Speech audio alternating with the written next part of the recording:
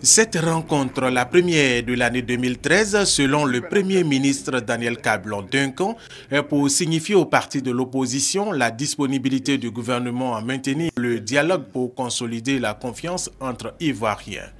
Notre démarche s'inscrit donc dans la vision et les orientations données par le chef de l'État lui-même, qui fait du dialogue politique et de la réconciliation nationale un axe essentiel de son programme d'action.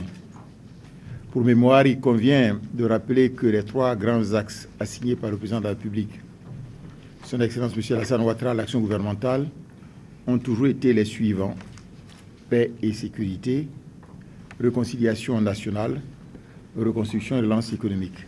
Le Premier ministre a par ailleurs soutenu que la crise a certes fait des dégâts, mais il faut tourner la page et penser au développement du pays et donc aux générations à venir.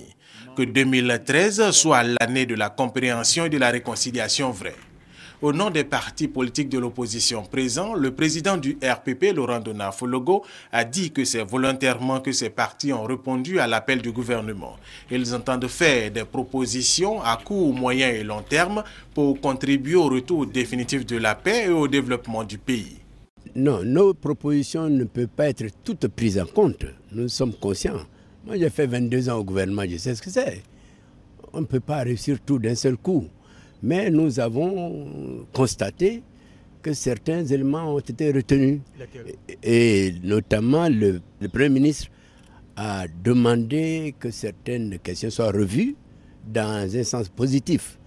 Par exemple, nous proposons, s'il était possible, de revoir la date des élections qui sont proches, vous le savez, parce que beaucoup de nos partis d'opposition ne sont pas riches et n'ont pas eu le temps de faire le tour du pays. Bon, deuxièmement, nous demandons au gouvernement de revoir la composition de la CEI, parce qu'il y a des structures qui y figurent toujours et qui n'existaient plus. Pour cette première rencontre, le Premier ministre Daniel Kablon-Duncan s'est dit satisfait et invite les absents à rejoindre la table du dialogue. Sur le financement quand même des partis donc, de l'opposition, nous avons quand même avancé des chiffres. Bon, ils ont trouvé que c'était un bon pas qui a donc été fait. Bien sûr, comme dans toute négociation, ils en demandent plus.